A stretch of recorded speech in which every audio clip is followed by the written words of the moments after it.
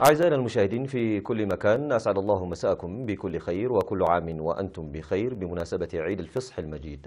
أحييكم من الفضائية الإريترية ويقدم لكم نشرة الأخبار لهذا المساء يصحبكم فيها نور الدين خليفة، وأسهلها لكم بأبرز عناوينها.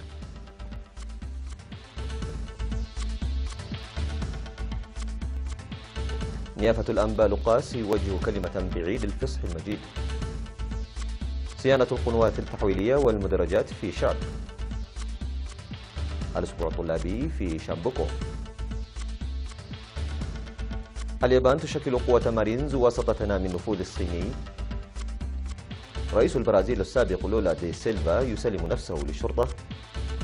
وثلاثة قتلى في عملية دهس في مونستر الألمانية. كانت تلك عناوين النشرة، وإلى حضراتكم الأنباء بالتفصيل.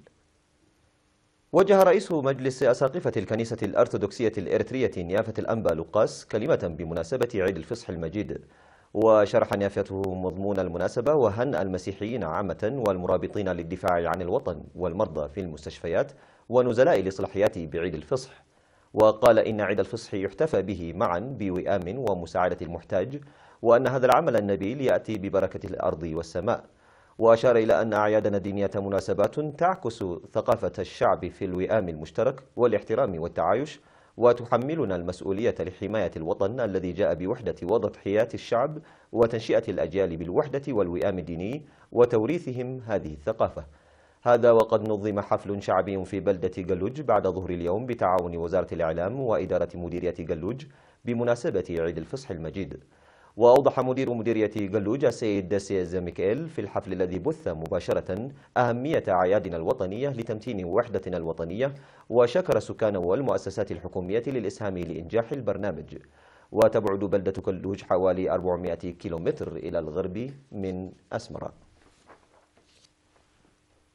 أوضح مكتب وزارة الزراعة في مديرية الشعب عن تنفيذ أعمال صيانة الحواجز المائية والمجاري التحويلية التي دمرتها السيول العام الماضي في مساحة تقدر بأكثر من 8200 هكتار من الأراضي الزراعية بالجهد المنسق للمزارعين.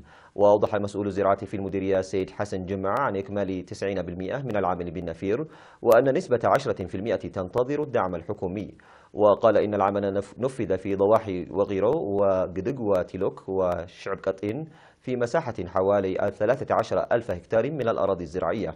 وذكر عن صيانة حواجز بطول 4356 مترا العام الماضي بقدرات المزارعين، وصيانة حوالي 14,000 متر بالآليات التي قدمتها الحكومة.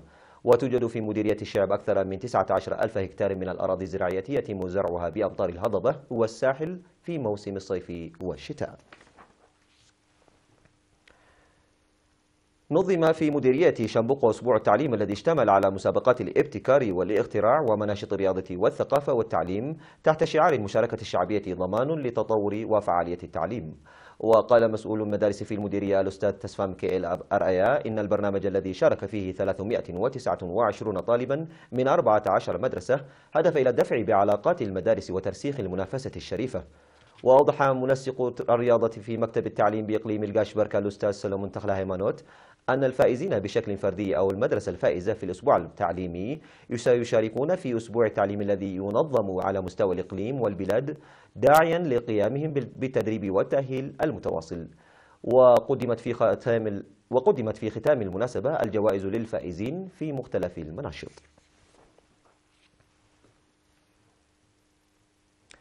نظمت وزارة الصحة سيمينارا لوكلاء الصحة في القرى بمديرية عرزة حول مكافحة وعلاج الأمراض عامة والملاريا خاصة. وقدم في السيمينار تقريرا عن أنشطة المكافحة التي قام بها وكلاء الصحة الريفية والجهات الأخرى لمكافحة الملاريا العام الماضي في 106 قرية، موضحا عن انخفاض مرض الملاريا بحوالي 50% مقارنة مع عام 2016. وقيم السيمينار بأن توزيع أكثر من 42 ألف نموسية ورش المبيدات الحشرية على أماكن توالد البعوض ساهم لخفض الإصابة بالملاريا.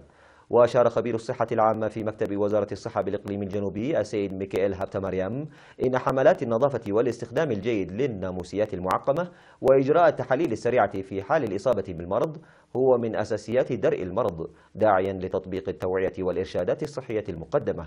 وأوصى السيمينار للاهتمام بالمناطق التي تستوطن فيها الملاريا والدفع بحملات التعبئة الصحية وتقوية العلاقة بين وكلاء الصحة الريفية ومدراء الضواحي. ودعا المدير التنفيذي لمديرية عرزاء السيد منغس زاميكائيل السكان لاتباع إرشادات الكادر الصحي والعمل المنسق لإزالة مسببات المرض. ويوجد في مديرية عرزاء مركز صحي و7 عيادات. نظمت دورة تدريبية في مدينة كرن ل55 شابا من بينهم 47 من الشابات تركزت حول أعمال الفخار وفن الموسيقى بالإضافة إلى أسلوب كتابة وتأليف الدراما وفن التمثيل. وأوضح في مراسم التخريج التي جرت في 5 أبريل الجاري بأن الدورة التي استغرقت 6 أشهر قدمت بالنظر إلى المشاكل الاجتماعية والاقتصادية للشباب الذين اختارتهم اللجنة المقامة على مستوى المديرية. وقال مسؤول المكتب المركزي للاتحاد الوطني للشباب وطلبة إريتريا الشاب عقباي برهة إن البرنامج هو جزء من الاستثمار الجاري لبناء قدرات الشباب أكاديميا ومهنيا، مناشدا الشباب لتطوير وتطبيق المعلومات التي اكتسبوها نظريا على أرض الواقع. وفي غضون ذلك تم تكريم 15 شابا نموذجيا تفوقوا أكاديميا بالإضافة إلى النشاط الفعال الذي أبدوه لإنجاح برامج الاتحاد. وكان التكريم عبارة عن توزيع درجات هوائية جديدة. كما افتتح في المناسبة مركز في مدينة كرن للتدريب على أعمال الفخار يشرف عليه الاتحاد الوطني لشباب وطلبة إريتريا، وقد كلفت صيانة 3 ملايين نقفة. ويمتلك المركز معدات عصرية وحديثة لصناعة الفخار، وله دور لا يستهان به في التدريب المهني للشباب. يذكر بأنه تم تقديم دورات مهنية مختلفة ل400 من الشباب في إقليم عنسبة عام 2015 و2016، منهم 78 من الشابات. مشاهدينا الكرام، كانت تلك الأخبار الداخلية. فاصل قصير وأوافيكم بالأخبار العالمية، كونوا معنا.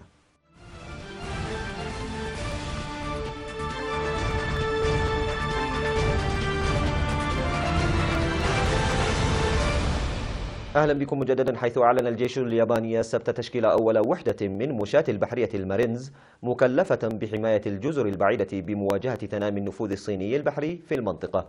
وبدأت الوحدات القتالية البرمائية في قوات الدفاع الذاتي الياباني تدريبات مع قوات المارينز الأمريكية في ساسيبو في غرب اليابان بعد مراسم بدء عمل القوة.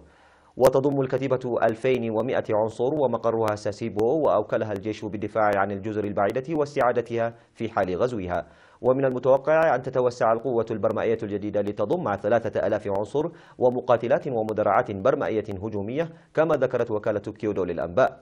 وتتنازع اليابان والصين السيادة على بعض الجزر غير المأهولة في بحر الصين الشرقي.